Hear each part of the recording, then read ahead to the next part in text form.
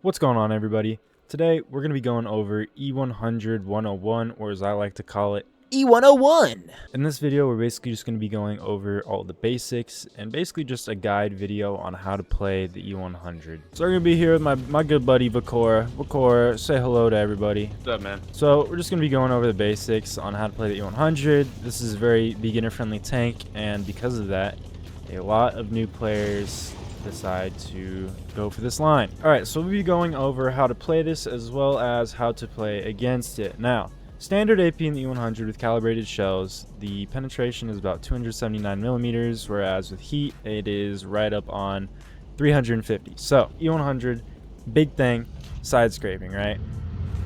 So you look at it right here. If an E100 is side scraping correctly, with standard AP, it's not going to look very penetrable aside from around the turret ring. That is going to be the biggest weakness aside from your turret when facing high penetration tanks. So as you can see with this turret ring right there, it's showing up a little bit gray, but it's also a little bit orange. So more than likely, you're probably going to bounce. But there's also going to be that off chance where you can get a penetration off of that. Ideally though, this is a tank that's going to be big on side scraping. The other biggest weakness is going to be this little bit above the turret. If you can hide that, great, you're good. But if you cannot hide that, you're going to have issues like that when you're facing other people. So either side scrape from a distance, or if you can, face hugging is going to be your best friend, especially in the U100. So another big issue with the U100, I know there's a lot of cons to this tank, but there's also a lot of pros. Another big issue, especially when you're angling, is going to be your tracks. They are very big targets, so it's very easy to get tracked on a lot of occasions as well. You can get damaged off of these tracks. Another big issue is going to be the hull. As you can see with the E100, it does not have enough gun depression to hit the flat part of the hull.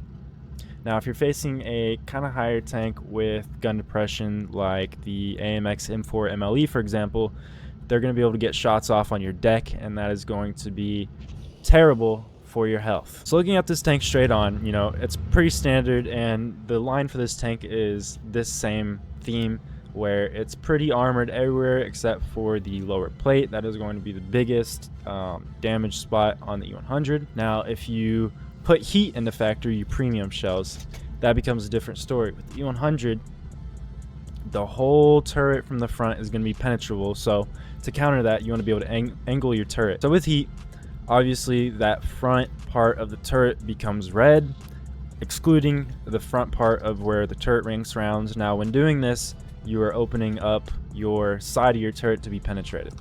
With premium or with standard shells, not so much of an issue apart from that bottom side of the turret, again where the turret ring is going to be.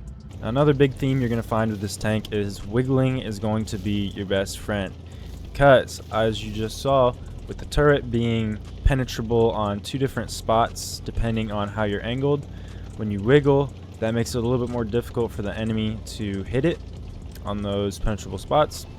But I want to showcase an example right here. As you can see, he's going to do a little turret wiggle. So with standard AP, if you were hiding his bottom, his whole turret's basically impenetrable with this. Now if they put heat into the equation, it becomes a little bit more of a different story. He's going to have to wiggle a little bit more to get those bounces.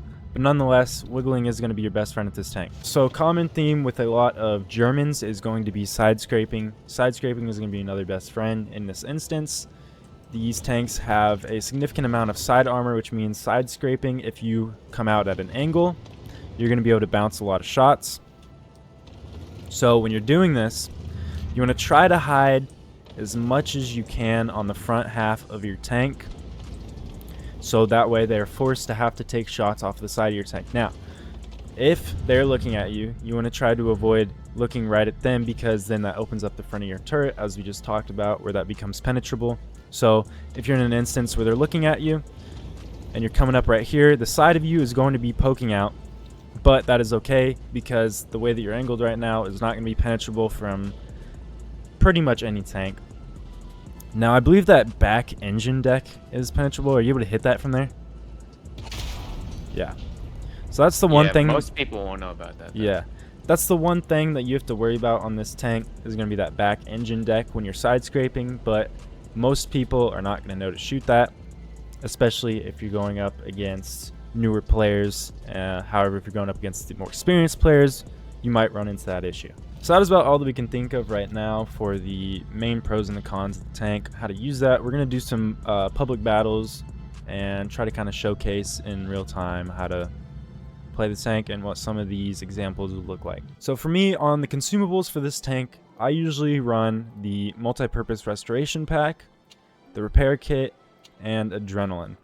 This is my standard setup for most of my tanks. For provisions, you are going to want to run chocolate, protective kit. Whether between these two is up to you on what you want to choose. You can run the improved fuel, which increases your mobility, or you can run chocolate bar, which would further increase your crew mastery, which gives you a little bit more benefits as compared to just the improved fuel. Now, in terms of equipment, for me, in my personal opinion, you're going to want to run calibrated shells. Defense system, this is what you're going to want to run on most tanks because that minus 25% chance of ammo rack explosion is huge. Your view range, this one's not particularly important for heavy tanks, but in this instance, you're going to want that bonus view range as opposed to concealment because this is not a tank you're going to be sitting back very much in, or at all for that matter. Aiming time, this is a 152mm cannon, so aiming time is going to be a little longer as compared to most cannons, so you're going to want to try to reduce that as much as you can. So we're going to run the enhanced gun laying drive. We're going to run enhanced armor to kind of give a little bit more benefit to the wiggling in our armor, making it a little bit harder for other tanks to penetrate. I personally run improved control as this makes wiggling a little bit easier. However, if you want your tank to run a little bit quicker and straight lines and whatnot, you can go engine accelerator, but personally I prefer improved control. This is also up to you. Since this is a big gun, it suffers from kind of bad gun dispersion, so you can run either vertical stabilizer, which in my opinion I don't even think is that worth it. It only knocks your aiming time down by 0.3 seconds, whereas this will significantly improve your gun dispersion. And then these last two you don't have to go for, but I would prefer the 20% to module repair speed, so that way if you get tracked, it's 20% quicker on repairing that, as well as consumable delivery system. This will make your cooldown speed on consumables run a little bit quicker, so you can get those back as soon as possible. Alright, so it is looking like there's not enough people online for us to do platoons, so instead we're going to do countdowns. If we go up against each other, it's better for the video. Also, a little friendly competition never hurts. Ouch. Gotta hold down E5. That's not fun. Falls Creek is not the map to display this, man.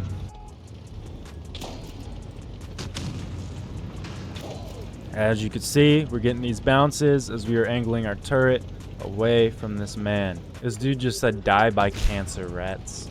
Average Blitz player. Alright, this will be a good map right here to display the great power of side scraping. Oh, he got me.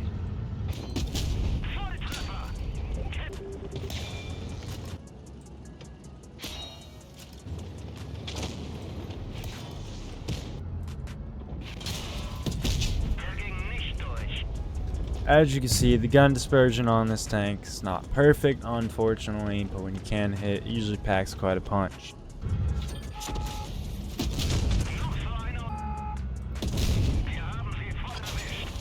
As you can see, in our normal circumstances, these would not be penetrations, but you're having to use premium to penetrate the turret. Oh my god, we finally did it.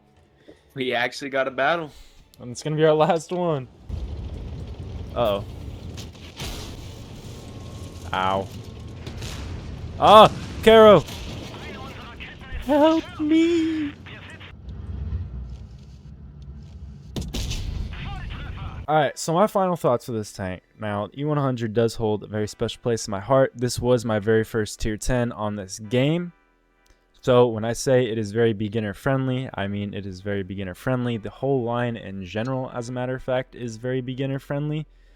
Basically from the VK3601 and beyond, it's a very solid line. Once you get to about the Tiger 2, you really start feeling the effects of, you know, what a strong upper plate feels like. And then the E75 is actually kind of busted right now.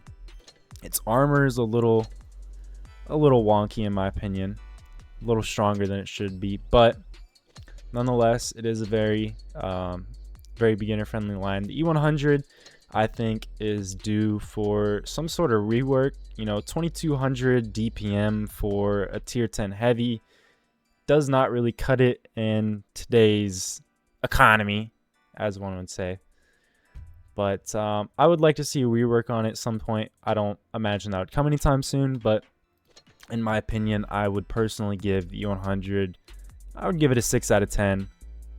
Bonus points, though, for being a very beginner-friendly line. That'll do it for the video. If you guys think that we missed anything, make sure to let us know in the comments. If you want to see another guide on another tank, make sure to also let us know. I've been out of making Blitz content for a while, and I've also never really made guide content, so you guys bear with me here. But I hope you enjoyed.